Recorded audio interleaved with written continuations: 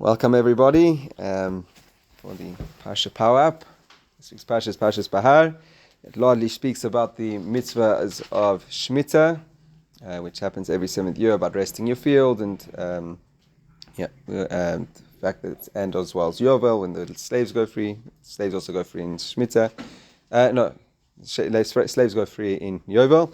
So that's what it largely speaks about. There's also there's a couple other halachas. It actually was one. It's my balmy portion, but it's a little bit. I thought initially that would be a lot harder to give on. I don't know. I didn't know how many practical things. Shemittah was something that applies these days in Israel, but as in South Africa, we don't really have much, aside for the fact that our money, any loans get cancelled in Shemittah. We don't really have much significance, but. Anyways, there's a lot. There's always a lot. Torah is jam-packed, and it's a living Torah, and there's always what to live. There's always what to learn from, even in this modern age, no matter where you are. So the parasha starts off with the mitzvah Shemittah, and then it speaks about buying and selling. The fact that you're not allowed to overcharge. That's just talk about movable objects. The reason why I'm going through this is because you'll see something fascinating in a moment. Then it speaks about the selling. If you're a person who sold the field, it goes back to them in the Shemittah. Then it speaks about somebody who sold their house, that it goes back to them. It's obviously in a walled city. Then it speaks about when you sell yourself. So our rabbis comment that it first speaks about the Shemittah and then the selling, to tell you that even if a person does one of the smaller prohibitions in Shemittah, and being the fact that he sells Shemittah produce, so then still he's going to lose all of his possessions. He's going to become impoverished, and that's why the next thing he starts speaking about is a person selling his moving properties. The rabbis teach us that if he did not wake up from that, so then what's going to land up to him is that he's going to be so impoverished that he's going to have to land up selling his field. And then and then eventually what will happen is he won't learn from that, so then he's going to sell his house. And then it actually says if he won't learn like that, if he won't do that, he will, if he doesn't learn from that, so then he's going to even sell his daughter. That's not written in this week's parasha. I was explain how that got into the thread of things. Then I left out one thing. Then it speaks about interest, no lending on interest. The rabbis say that what will end up happening is that he's going to be so poor that he's going to end up having to loan on interest, which is the worst thing. And then he's not going to be able to pay off those loans, so he's going to have to sell himself as a slave, and then eventually he's going to sell himself for avodah zarah.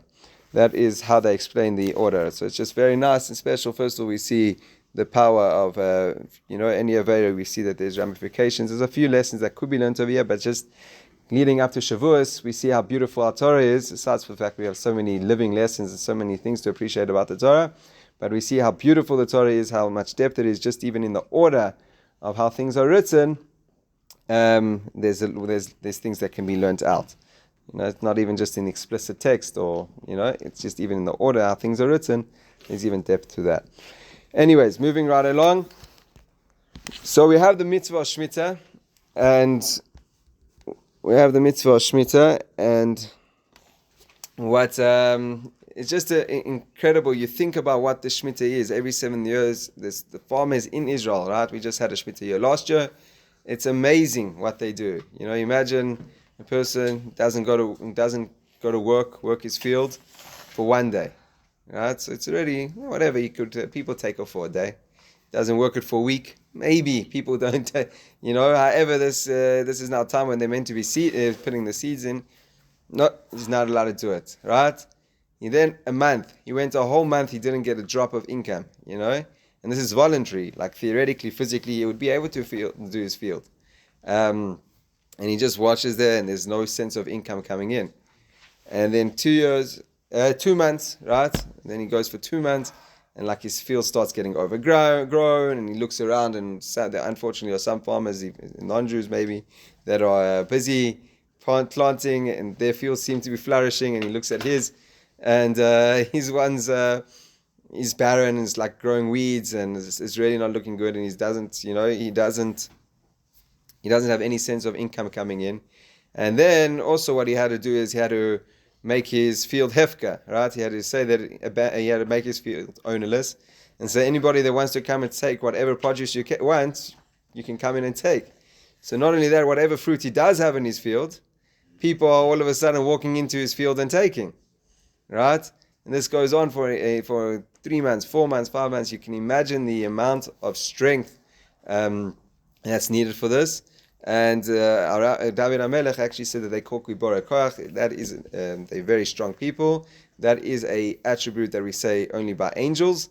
And these farmers that go through the entire year not touching their field with, not having any sense of income, they get attributed this same Kibore Koach, very strong people of strength. It's not it's even more than that. They get that attribute of angels. It's just something so amazing. And what is important for them, and it's also whatever, is that they get such a sense of bitachon.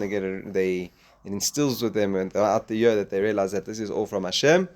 And it also is that year where they can just take off a sabbatical, right? That they can just take off and just reassess what's important in life, reassess that it's not about the work. Work is not the important thing in life. The most important thing in life is Hashem. And from this, what they do get out of this is a lot of miracles, a lot of blessing, a lot of blessing. I'll just tell you a couple stories, very powerful stories. And we'll probably end off with that.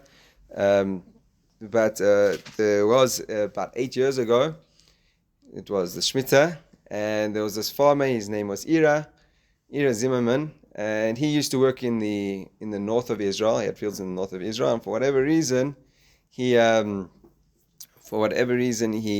was very rainy that year, and he couldn't plant in the north, so he moved down to the south next to Gaza. And this was 8 years ago, right? It wasn't in recent days. I mean, it's recent days, but not the most recent. And he decided, he's going to keep Shemittah.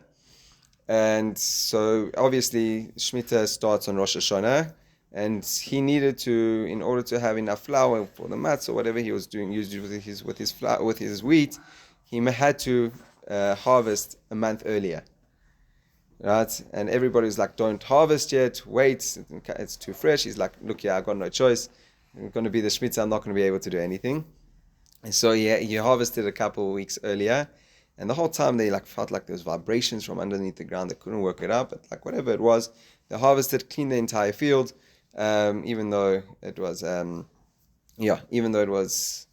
it wasn't the best business move, but that's what they did.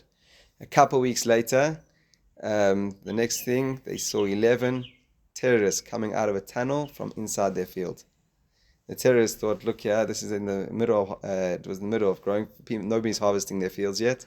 So they built a tunnel, and the idea was to hide inside the field, and then they do whatever terror they were going to do. But because he kept the Shemittah, and he as a result, he had a harvest earlier, he was saved by a miracle, this miracle for sure, and it saved a lot of people, because the IDF were able to see them through cameras, and they were able to get all of these 11 terrorists. So it's just an amazing story of Shemittah. Another crazy story is another big story is that there was a farmer who decided, a secular farmer, he was in Taveri up north, in Taveri, right? He decided to keep the Shemittah. He was a banana farmer, and in that year it was specifically very cold, and anybody that knows, like me, no.